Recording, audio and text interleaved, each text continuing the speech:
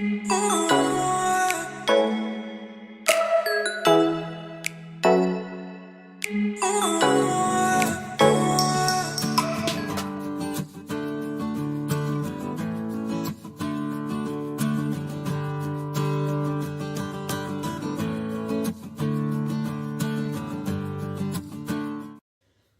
বন্ধুরা, অন্নপূর্ণা রান্নাঘরে আপনাদের সবাইকে স্বাগত।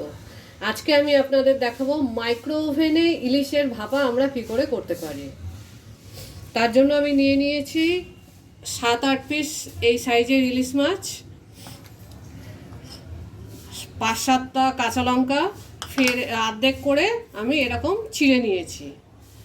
তাছাড়া নিয়ে নিয়েছি দই, হাফ কাপ দই লাগবে, আর নিয়ে নিয়েছি 50 গ্রাম মতো কালো সর্ষে পিষে নিয়েছি খুব ভালো করে। এর মধ্যে আমি আরও 4-5টা কাঁচা লঙ্কা দিয়েছি, সর্ষে পেশার সাথেই ওটাও পিষে নিয়েছি।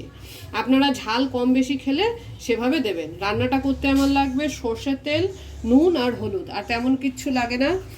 অনেকেই কাঁচা মাছে করে, কিন্তু আমি কাঁচা মাছে করি না। তাতে কি হয়, একটু হয়তো গন্ধ থেকে যেতে পারে। আমি তেল গরম করে মাছটাকে দিয়ে তুলে নেব। আপনারা দেখুন, সবার আগে আমি মাছটায় খুব ভালো করে নুন হলুদ মাখিয়ে দেব।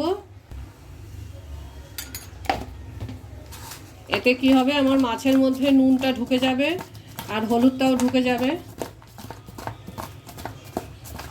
যতক্ষণ আমার তেলটা গরম হয় ততক্ষণ আমার মাছে নুন হলুদটা ঢুকে যাবে। মাছ ভাজার জন্য আমি কিছুটা তেল দিয়ে দিলাম, যদিও এই তেলটা পরে আমার আর রান্নায় লাগবে না। আমি এটা অন্য কোনো কাজে ব্যবহার করে ফেলবো। তেলটা খুব ভালো করে গরম হতে দিতে হবে। দেখুন, আমার তেলটা খুব ভালো করে গরম হয়ে গেছে। এবার আমি মাছের পিসগুলো এইভাবে ছেড়ে দেবো। পুরো ভাজা করব না, শুধুমাত্র গরম তেলে এইভাবে দিয়ে দুপাশ উল্টিয়ে নামিয়ে ফেলবো।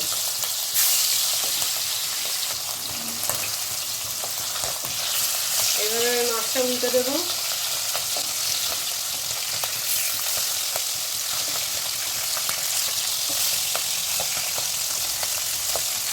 দেখুন, আমার মাছটা কিন্তু খুব একটা ভাজা হয়নি, কিন্তু একবারে কাঁচাও রইল না। এবার আমি মাছগুলোকে তুলে নেব।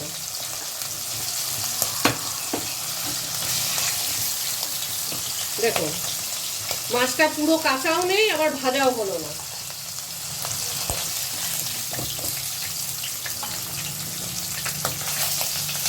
ভাপা করার জন্য আমি একটা বড় মাইক্রো ওভেন সেফ বোল নিয়ে নিয়েছি। এবার সবার আগে আমি এতে সর্ষে বাটাটা দিয়ে দেবো। 50 গ্রাম মতো সর্ষে বাটা দিয়ে দিলাম। এর সাথে কাঁচা লঙ্কাও পেশা আছে, দিয়ে দিলাম 50 গ্রাম মতো দই। দইটাও আমি একটু সামান্য নুন দিয়ে ঘুটে নিয়েছিলাম। দিয়ে দেবো স্বাদ মতো নুন, 1/4 টেবিল স্পুন হলুদ। ভালো করে মিশিয়ে নিতে হবে।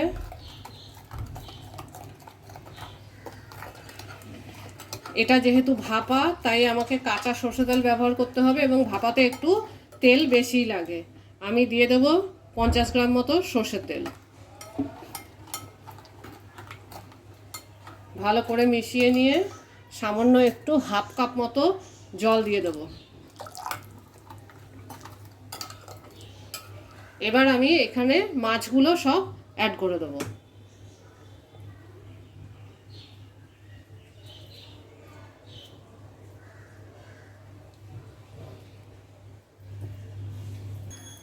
মাছগুলো সব আমি অ্যাড করে দিয়েছি।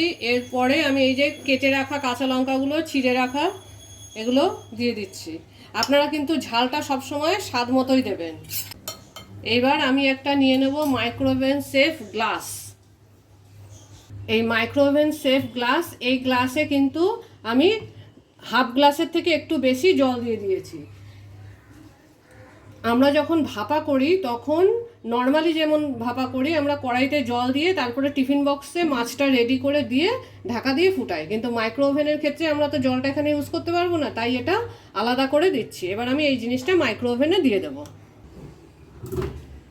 আমি এটা মাইক্রো ওভেনে দিয়ে দিলাম, এবং এর পাশে এই জলের গ্লাসটাও দিয়ে দিলাম, যাতে এটা যখন ঘুরবে এই জলের গ্লাসের যে ভেপারটা সেটা একে ভাপা হতে সাহায্য করবে।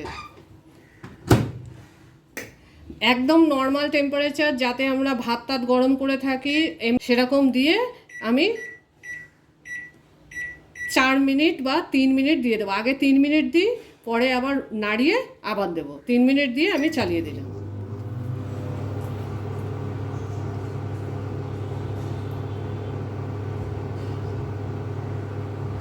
তিন মিনিট হয়ে গেছে।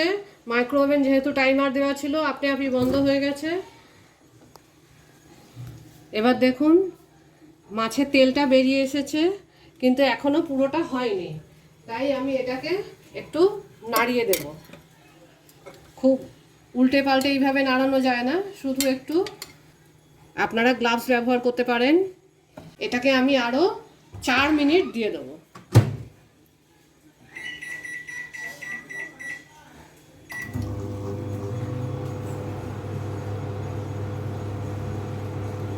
আমাদের 4 মিনিট হয়ে গেছে। আবার বললাম টাইমার দেওয়া ছিল, তাই মাইক্রো ওভেন বন্ধ হয়ে গেছে। এবার সবার আগে আমি এই গ্লাসটাকে বের করে রেখে দেব।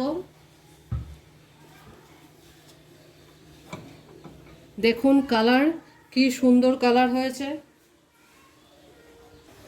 দেখুন যেমনি কালার হয়েছে তেমনি দেখতেও সুন্দর হয়েছে, আর আমাদের মাছগুলো কিন্তু খুবই নরম এবং সুন্দর হয়ে গেছে। এত সুন্দর গন্ধ বেরোচ্ছে, এটা গরম গরম ভাতের সাথে দিলে পরে একদম আর বলতে হবে না। ইলিশ মাছের মতো সুস্বাদু খাবার বাঙালির মনে হয় আর হয় না। আপনারা বানান, খান এবং কমেন্ট করুন। দেখুন আমাদের ইলিশের ভাপা তৈরি। এরকম ইলিশের ভাপা হলে কিন্তু আর ভাত খেতে কিচ্ছু লাগবে না। এবার দেখুন আমি মাছটা ভেঙে দেখাচ্ছি আপনাদের। এ দেখুন কতটা নরম এবং সফট হয়েছে মাছটা। ভেতরেও কিরকম মশলা ঢুকে গেছে, আপনারা খেলেই বুঝতে পারবেন যে মাছটা কতটা টেস্টি হয়েছে। এই সুস্বাদু ইলিশ ভাপার রেসিপিটা যদি আপনাদের ভালো লেগে থাকে তাহলে ভিডিওটাকে একটা লাইক করে দিন, অনেক অনেক শেয়ার করুন, আর আমাদের চ্যানেলটাকে সাবস্ক্রাইব করে বেল আইকনটা প্রেস করে দিন, আর কমেন্ট করে জানান আপনাদের কেমন লাগলো। Thank you for watching.